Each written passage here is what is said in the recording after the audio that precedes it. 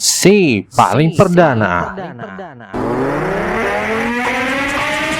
Hingga Selasa 9 Juli pagi, korban tewas dalam bencana longsor pertambangan emas tradisional di Kabupaten Bone Bolango, Gorontalo mencapai 20 orang. Sebanyak 46 orang selamat dan 51 orang lainnya masih dalam proses pencarian. Data ini dirilis di Posko Pencarian dan Pertolongan Lesar Desa Poduoma, Kecamatan Suwawa Timur, Kabupaten Bone Bolango. Bertambahnya jumlah korban ini setelah helikopter AW169 dengan nomor register P3304 Bantuan Baharkam Kepolisian RI membawa 7 jenazah pagi ini, sedangkan tim SAR gabungan membawa 2 jenazah yang ditandu melalui jalur darat. Bertambahnya 9 jenazah pagi ini menambah jumlah korban meninggal dunia menjadi 20 orang. 7 jenazah dievakuasi menggunakan helikopter, sementara 2 jenazah lainnya menunggu tim evakuasi darat.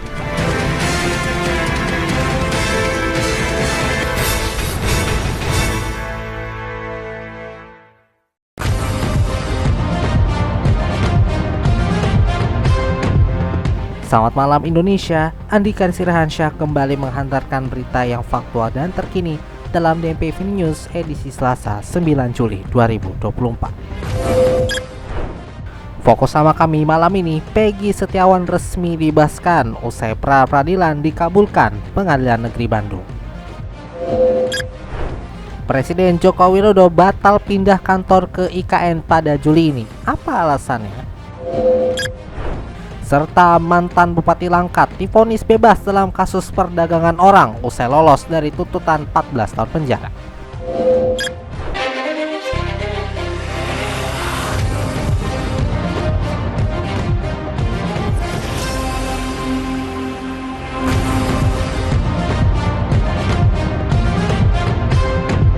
Kami mulai malam ini dengan senyum cerah yang mewarnai wajah Peggy Setiawan usai resmi dibebaskan dalam kasus pembunuhan Vina dan Eki di Cirebon. Pra-peradilan yang ia layangkan telah dikabulkan Pengadilan Negeri atau PN Bandung yang secara otomatis menggugurkan status tersangkanya dalam kasus tersebut. Peggy keluar dari ruang tahanan Direktorat Perawatan Tahanan dan Barang Bukti atau Ditahti Polda Jabar pada Senin 8 Juli sekitar pukul 21.39 waktu Indonesia Barat. Sejak siang kemarin, kebebasan Peggy memang sudah disambut keluarga hingga kuasa hukumnya yang datang ke Polda Jabar. Setelah resmi bebas, Peggy yang mengenakan kaos kuning terlihat berulang kali melemparkan senyum kepada awak media. Peggy mengucapkan terima kasih kepada semua pihak yang telah mendukungnya hingga bisa bebas dari kasus tersebut. Ia mengucapkan terima kasih terhadap masyarakat Indonesia. Ia juga mengucapkan terima kasih kepada Presiden Joko Widodo, Presiden terpilih Prabowo Subianto, dan tim lainnya. Ia juga mengucapkan terima kasih kepada para netizen yang telah mendukungnya dan mau untuk mendoakannya. Ia juga mengucapkan terima kasih yang sebesar-besarnya kepada tim kuasa hukum yang selama ini sudah membela Peggy. Setelah resmi bebas, Peggy mengaku dalam kondisi sehat. Yang mengatakan aktivitas sehari-harinya paling banyak diisi dengan makan dan tidur di ruang tahanan. Peggy rencananya akan pulang ke Cirebon dan menikmati waktu bersama keluarga. Setelahnya, ia akan kembali melanjutkan pekerjaannya sebagai kuli bangunan. Presiden Joko Widodo disebut batal berkantor di Ibu Kota Negara atau IKN Nusantara pada Juli ini, sebagaimana rencana awal sebelumnya. Pembatalan pindah kantor ini terkait kesiapan fasilitas dasar. Jokowi menegaskan ia baru akan pindah ke IKN ketika fasilitas dasar seperti listrik dan air bersih sudah siap. Jokowi malah balik mempertanyakan kesiapan fasilitas di Ibu Kota Negara baru tersebut. Ia juga belum bisa memastikan kapan keputusan Presiden atau Kepres terkait pemindahan ibu kota dari Jakarta ke IKN diterbitkan.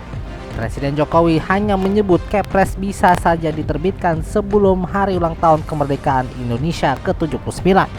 Akan tetapi, Jokowi tidak menutup kemungkinan BDIT itu baru terbit setelah Presiden terpilih Prabowo Subianto dilantik pada Oktober mendatang. Sementara itu, pembangunan Ibu Kota Nusantara atau IKN dihentikan sementara pada 10 Agustus 2024, tepat beberapa hari sebelum upacara hari ulang tahun ke-79 kemerdekaan Republik Indonesia. Kabar ini diungkapkan oleh Ketua Satgas Infrastruktur IKN Kementerian PUPR Danis Sumadinaga.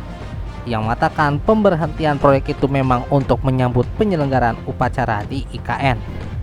Meski pembangunan proyek di stop, Danis mengatakan para pekerja tetap berada di IKN Nusantara. Anak buah Menteri PUPR Basuki Hadimulyo menegaskan para pekerja proyek juga tidak akan dipulangkan. Kementerian PUPR akan memberikan aktivitas lain kepada para pekerja, mulai dari pelatihan hingga kegiatan olahraga. Ini berlaku hingga proyek kembali dilanjutkan selepas upacara pada 17 Agustus 2024 mendatang.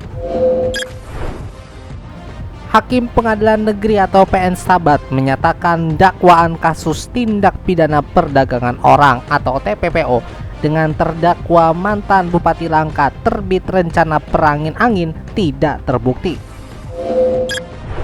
Dalam putusannya, hakim meminta agar hak serta harkat martabat terbit terkait perkara tersebut dipulihkan. Selain itu, Hakim Ardiansyah kemudian membacakan putusan jika permohonan restitusi tidak dapat diterima. Besaran restitusi sendiri adalah 2,3 miliar rupiah untuk 14 korban dan ahli waris. Selain terjerat kasus perdagangan orang, terbit rencana juga terjerat kasus korupsi. Sebelumnya Mahkamah Agung atau MA menolak kasasi jaksa dan mantan Bupati Langkat terbit rencana perangin angin dalam perkara korupsi. Alhasil terbit tetap dihukum 7,5 tahun penjara dalam kasus korupsi pengadaan barang di Kabupaten Langkat.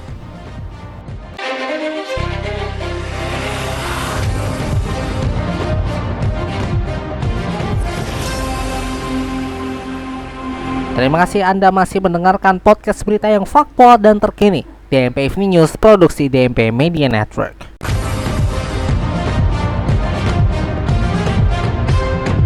Presiden Joko Widodo bertemu dengan Imam Besar atau Grand Sheikh Al-Azhar Mesir, Ahmed Al-Taib, di Istana Merdeka Jakarta hari ini. Presiden Jokowi membahas sejumlah hal, salah satunya dorongan agar Al-Azhar membentuk markas tahfidz di Indonesia. Hal itu diungkap oleh Menteri Luar Negeri Retno Marsudi di Kompleks Istana Kepresidenan Jakarta pada Selasa 9 Juli ini. Retno awalnya menyebut hubungan Mesir dan Indonesia sudah lama terjalin, terutama di bidang pendidikan.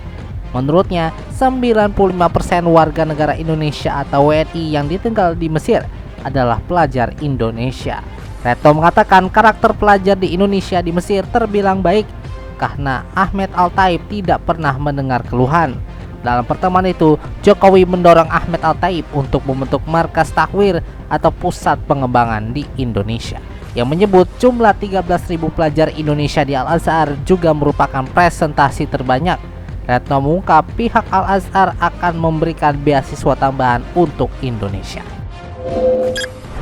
Pengguna media sosial saat ini sedang diramaikan dengan postingan yang diunggah ke akun Facebook pribadi milik Menteri Komunikasi dan Informatika atau Menkominfo RI, Budi Aris Setiadi.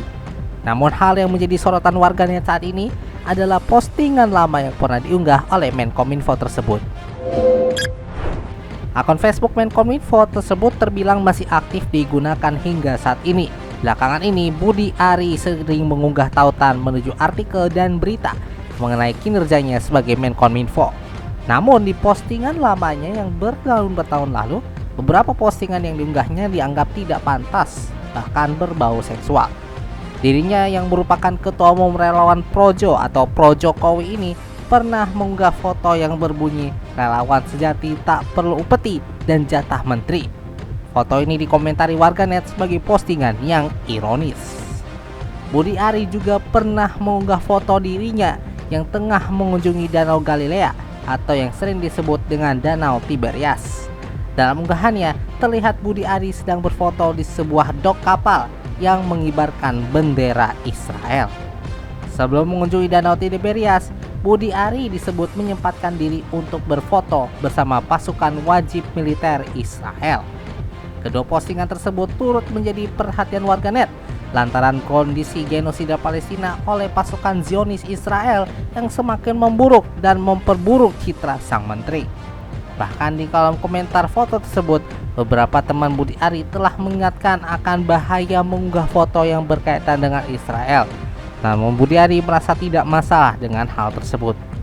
Satu lagi postingan di Facebook milik Budi Ari yang menjadi sorotan yakni foto meme yang berbau seksual.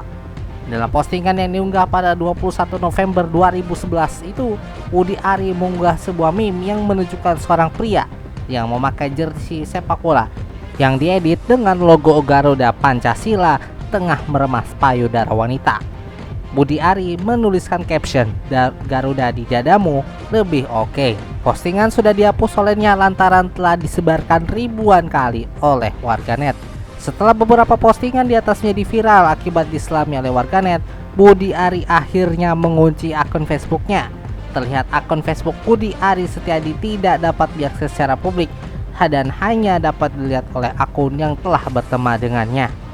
Sebelumnya Budi Ari juga telah mengunci akun Instagram pribadinya lantaran kebanjiran kritik akibat kinerjanya sebagai Menkominfo yang dianggap mengecewakan, terutama setelah kejadian peretasan pada Pusat Data Nasional Sementara atau PDNS 2 yang membuat berbagai data penting pemerintah bocor dan layanan publik pun terganggu.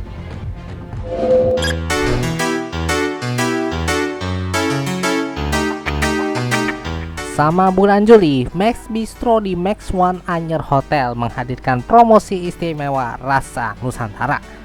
Promosi ini menawarkan kuliner khas Bali dan Nusa Tenggara yang berlaku dari tanggal 1 hingga 31 Juli 2024. Berikut DNP News hadirkan 5 menu istimewa yang dapat Anda nikmati. Yang pertama adalah Leci Pink Blossom. Minuman segar berwarna pink ini dihiasi dengan garnish daun mint, memberikan sensasi kesegaran yang tidak terlupakan. Minuman ini tersedia dengan harga promosi Rp35.000. Nikmati perpaduan rasa yang menyegarkan dalam setiap tegukan. Produk kedua adalah Green Laser. Green Laser, minuman hijau muda yang menyegarkan, dilengkapi dengan potongan buah tropis. Dengan harga Rp35.000 net. Minuman ini menawarkan kesegaran alami yang sempurna untuk dinikmati di siang hari yang panas. Produk ketiga yang bisa Anda nikmati adalah Mango Selasih. Minuman kombinasi eksotis antara mangga dan selasih diperkaya dengan daun mint dan potongan mangga segar. Dengan harga Rp35.000, minuman ini menawarkan perpaduan rasa manis dan segar yang menyejukkan. Produk keempat yakni ayam bakar taliwang. Disajikan dengan nasi putih, sambal, dan sayuran. Ayam bakar taliwang adalah sajian yang memadukan rasa tradisional dengan presentasi modern. Nikmati kelezatannya seharga Rp118.000 net dan rasakan cita rasa khas Nusantara yang otentik. Dan produk kelima yaitu Salmon Sambal Bongkot. Kelezatan ikan salmon dengan sentuhan Nusantara. Ikan salmon yang lezat disajikan dengan nasi putih, sambal, dan sayuran menjadikan salmon sambal bongkot pilihan yang sempurna untuk pecinta seafood. Dengan harga Rp150.000 net, hidangan ini menawarkan kelezatan yang menggugah selera. Jangan lewatkan kesempatan istimewa ini untuk merasakan kekayaan kuliner Nusantara di Max Bistro.